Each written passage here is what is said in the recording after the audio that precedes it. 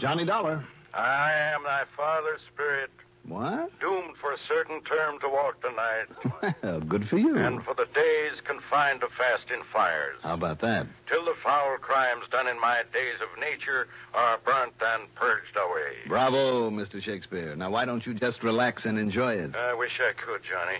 This is Jack Price down here in Corpus Christi. I thought I recognized those pear-shaped tones. How are you, Jackson? Fair. Why the long-winded quote from Act 1 of Hamlet? Tell me, Johnny, do you believe in ghosts? Are you kidding? Not a bit. Because a lot of innocent people down here in Corpus are beginning to. You are kidding. No, sir. How come?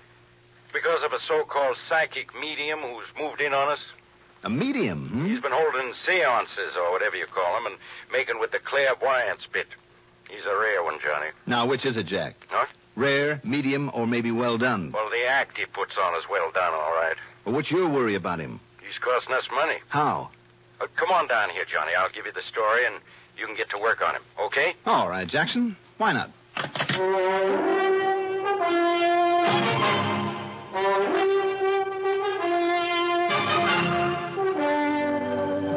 The CBS Radio Network brings you Mandel Kramer in the exciting adventures of the man with the action-packed expense account. America's fabulous freelance insurance investigator. Yours truly, Johnny Dollar.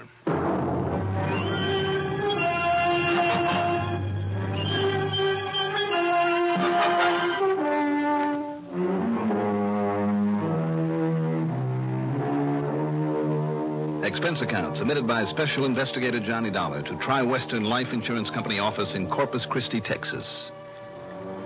Following is an account of expenses incurred during my investigation of the medium rare matter.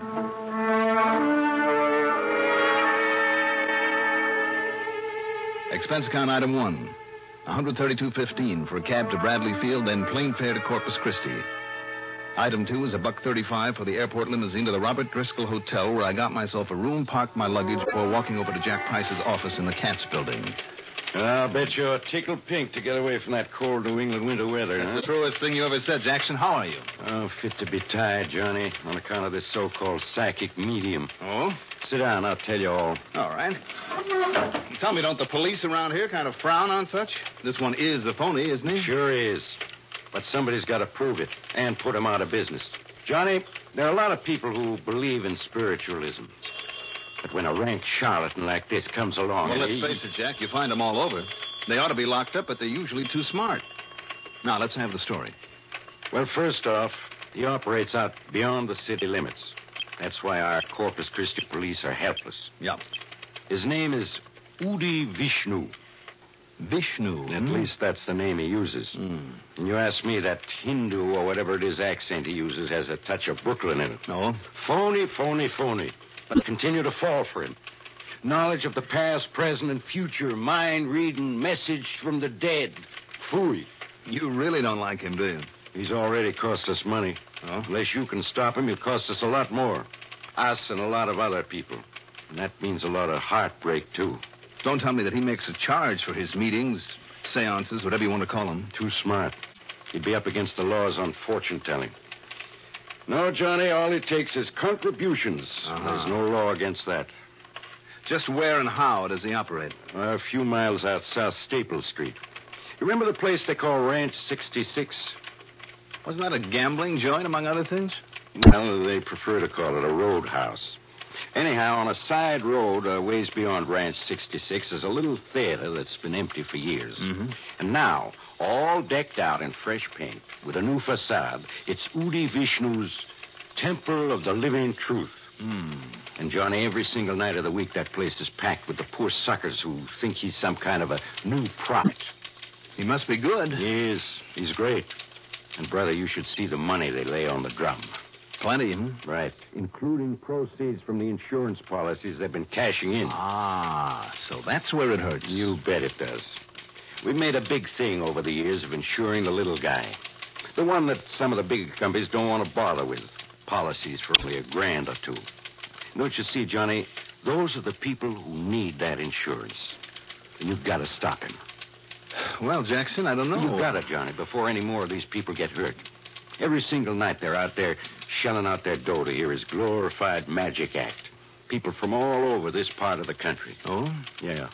Oklahoma, Arkansas, Louisiana, Mississippi, Alabama, wherever he's carefully planted his literature. At least that brings some extra money into this thriving city of Corpus Christi. Wrong. I forgot to tell you. The suckers don't know it, or if they do, they don't care. But he also owns a big old hotel that just happens to be only a block away from his temple. It's always jammed with his followers. This thing's been going on for over a month now, so he's really cleaning up. But mostly, of course, on the contributions. I don't know, Jack. I mean, if he's committing any actual crime... I think he is. What do you mean? What sort of crime? Murder. Murder? Yeah. He's been getting his people his followers to name him as the beneficiary of their insurance. Not the temple, Johnny, but him. Oh? Yeah, and listen. Go ahead. In the last 2 weeks, for no apparent reason, and remember that. Yep. 2 of our clients, both of them in good health, but neither of them wealthy or anything like that. Yeah, go on. For no apparent reason, they've been murdered. And the murders are unsolved. And you think this Udi Vishnu did it? Now, wait. No, he's too smart. But knowing his influence over his followers and their fanaticism, the way that some of them do anything for him, and I mean anything, Johnny, even murder. Well, what do you think? You want to look into it? Looks like somebody better, doesn't it? Good. Now, just how do you plan to start your investigation of this phony mystic, this Udi Vishnu? Well, it seems to me, Jack, that it might be smart to go on out there to his temple and catch his act. That's what I thought. So here, you better have this. What's this? An admission ticket. You mean you have to have a reserved seat? Sure do. And here you are, for row H, seat number 43. Well, I thought you said there was no charge. Well, there isn't. But you have to have a ticket or you'll never get in. It's funny. And most of them are handed out there at the Temple of the Living Truth Hotel. And just to make it look good, some of the small hotels and motels on the edge of town are given a few ducats, too. I see. Anyhow, if you want to go tonight, here. Okay, Jackson. Thanks.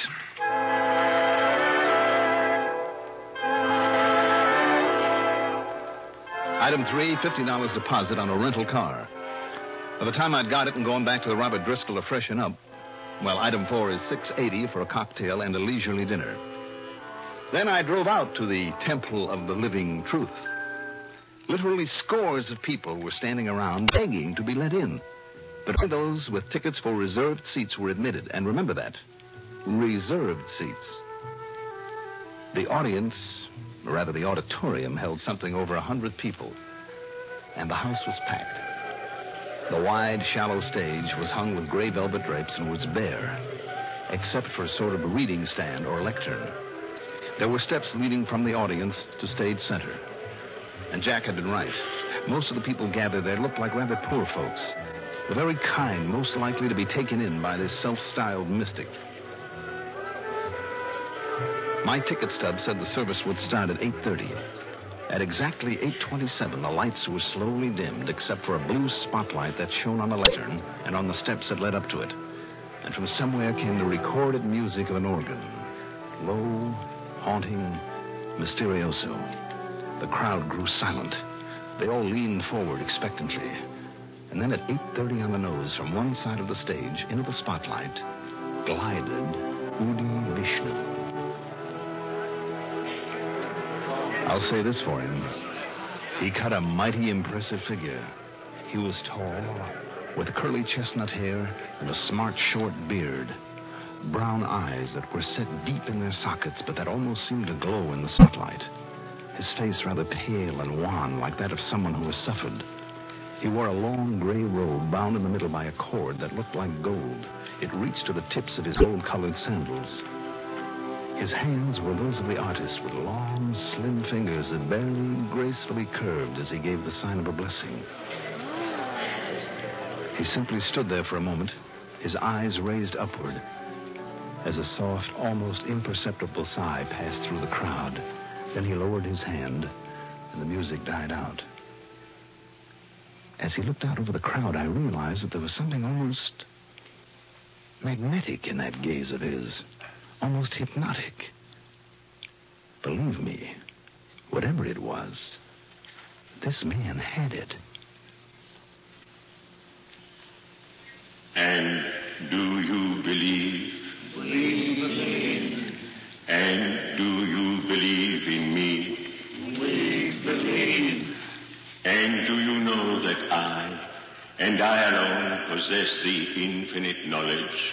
Yes, we know. Of all things then, and now, and forever. Yes.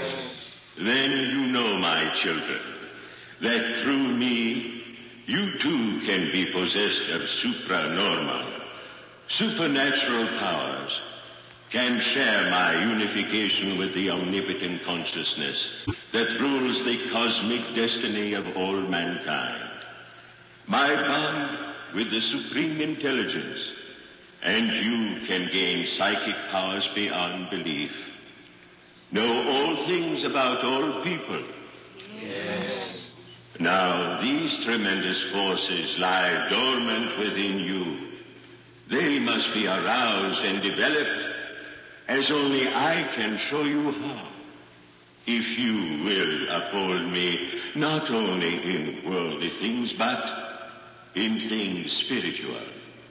If you will believe in me, and show me that you believe, your lives will be successful, full, and complete.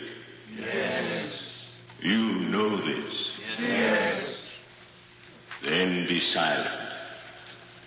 As I close my eyes, as I concentrate on someone here I have never seen before, but who will be the first tonight to be relieved of all worldly cares, who is one of the elect to share with me the... Yes, I see now a number. The number H41. Oh, it's me. Really? That's my ticket. My seat number. Oh, I'm sorry, mister. But see, it's the number of my seat. Yes, I see, miss, but no, wait a minute. I mean... Patience, my child, that I may speak. Oh, I'm sorry. In the eye of my mind, there comes a vision now. A farm in Oklahoma, near the town of Yes, El Reno, yes. Oh.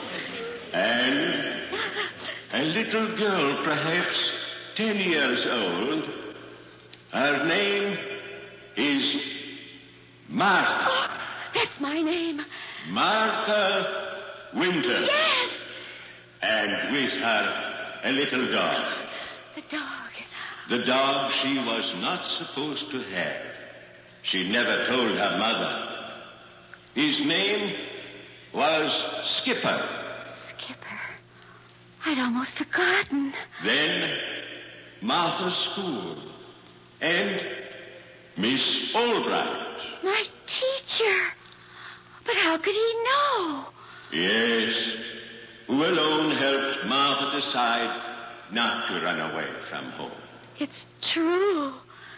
And now, when she got the call to come here to see me, but she left the car, an old one.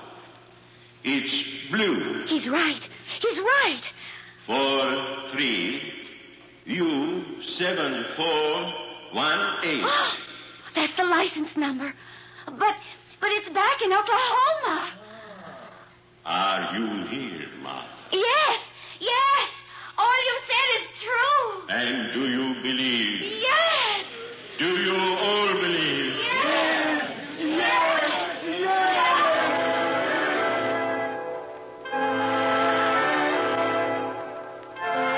You went on that way for 2 hours, telling people there in the audience all about themselves. Names, places, dates, intimate things about their faraway homes, their childhood friends, events in their lives that they themselves had almost forgotten. Believe me, it was impressive and very convincing. And when he promised eternal supernatural help for all those who would help him, well, brother, you should have seen the money pour into the collection baskets. After it was over, in the crowd outside, I talked with those people to find out how he had learned so much about them. But they'd only arrived that very day, that morning.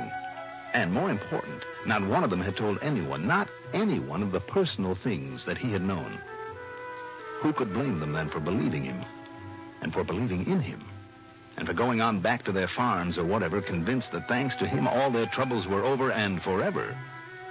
And the next night would be another, a fresh mob there, to shell out their money for his phony promise of supernatural help. But how to stop him? You know the only way, of course. Do I, Jack? Sure. Somehow prove to those followers of his how he actually does get all that information about him. But it's pretty fantastic, isn't it? He's never seen them before, doesn't even have any way of knowing they're going to be there. Yeah, he's mighty convincing. And what he does is just plain impossible.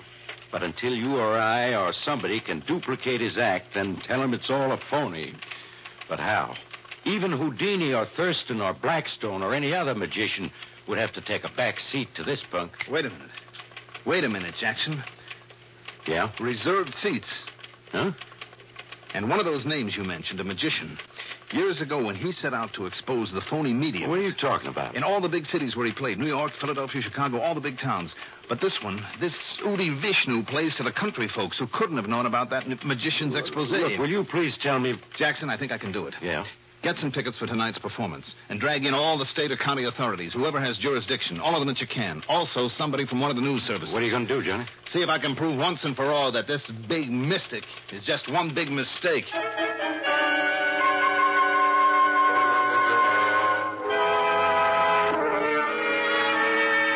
The next few hours were about the busiest I ever spent. First of all, through a contact there in Corpus Christi, whose name I had better not mention, I got the answer to the one key question in my mind. Amount of the latest monthly phone bill paid by the Temple of the Living Truth Hotel. Then, on the excuse that I wanted a reservation for the night, I paid a visit to the hotel. Needless to say, all the rooms were taken, but I sneaked a good long look at the register, and sure enough, beside the name of each guest were the two things I needed to know: home address and ticket number for the night's meeting. Only let's call it performance now. Then back in town, I ran up item 4, $121 in telephone calls. I know, a lot of calls, but very necessary ones. Then, I don't know where and how Jackson got the tickets, but did. And there in the audience with us were 6 or 7 state and county cops, out of uniform and looking fresh off the farm, and 2 reporters from the National News Services. Again, the house was full. Again, the dim lights and organ music. Again, the opening preliminaries. Do you believe? We believe. And do you believe in me? We believe. And do you know that I alone possess the infinite knowledge? Yes, we know. Of things then and now and forever? Yes, yes, yes. And then when he had him in the mood, and again I say it was pretty impressive, then he began his demonstration. He was every bit as good as he'd been the night before, and by the end of an hour he had them with him all the way. Finally came the break that I'd been waiting for when he called out one of the numbers on the list that I had compiled. And I see another number in the eye of my mind. Number L13. Hey, that's me. It's my seat number. Then listen, my brother, while I tell you of the wondrous things I know through the psychic powers that have been granted me. Yes. That have made you one of the elect. No, let me tell him. What's this? Johnny Walker here. Come on. Wait. Be silent, my children. And who are you, my brother? I was here last night. Don't you see you've inspired in me the same powers that you have? The same powers? Listen to me. Listen to me. Seat number L13. Have you ever seen me before? No, I haven't. Wait, my Of children. course you haven't. Nor have I ever seen you before, but that doesn't keep me from knowing all about you. About Please, the same kind of trickery that this Udi Vishnu has been using on you. do not listen to him. Number L13. Your name is Martin Mefford. You came from Cotton Valley, Louisiana, car license number CFU 160. You're a plumber's helper, right?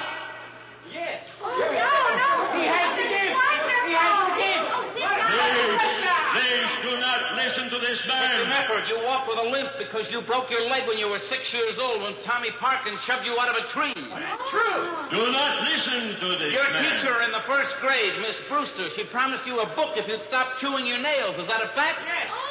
How'd you know? I forgot it myself. I know by the same trick this crook has been using. My children, Seat number C41, Mrs. Nathan Curry. Yes. Your maiden name was Wilma Leonard. You were born in Asherton. You ran away to Austin when you were 14, and a little secret in your life. Well, listen, and I'll tell you. No. Stop this man. Stop him. Stop him.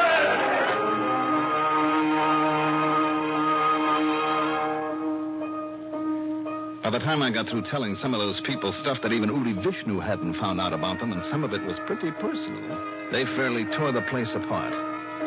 Then when Udi dragged a gun from under his robes to protect himself and pulled off a couple of shots, well, then the police moved in. As for the radio newspaper story that followed, well, believe me, Udi Vishnu, whose real name turned out to be Bernie Bildrick, won't try that caper again, even if he does get out of a pen. But you still haven't told me how you got all that dope on those people, and in only a matter of hours, Johnny. Same way he did, Jack. And some of it pretty intimate stuff, too, and stuff they couldn't have told you because they'd forgotten about it. What's more, you'd never seen them before. How, Johnny? Look, the tickets were free, but all the seats were numbered, reserved. Now, there had to be a reason, Jackson. That's what reminded me of the famous magician, the trick that he'd used up in New York. Yeah? He'd call the ticket agency at a hotel, find out the name and address of a guest who'd bought a ticket to his show. Well, down here, of course... All I had to do was look at the register, right there at the Temple of the Living Truth Hotel. Which will soon be out of business, I promise All you. right. Having seat number, name, and home address, I got on the phone. That Mr. Martin Mefford from Cotton Valley, Louisiana. I called the police chief there and the mayor. On the information they gave me, I called his old school teacher, 2 cousins, a couple of boyhood pals, an old girlfriend. Jackson, by the time I got through, I knew more about him than he did about himself, and the same with the others. Well, I'll be darned. So that's that. You certainly proved your point. Point? Big mystic? No. Big mistake. Whether they can pin the 2 murders on him that Jack told me about remains to be seen. That's up to the authorities and out of my hands now. Expense account total, $465.30. Yours truly, Johnny Dollar.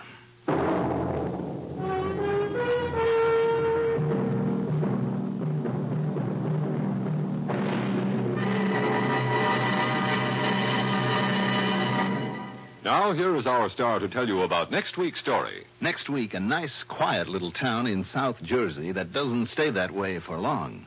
Join us, won't you? Yours truly, Johnny Dollar. Yours truly, Johnny Dollar, is written by Jack Johnstone, produced and directed by Bruno Zerato Jr., music supervision by Ethel Huber. Johnny Dollar is played by Mandel Kramer.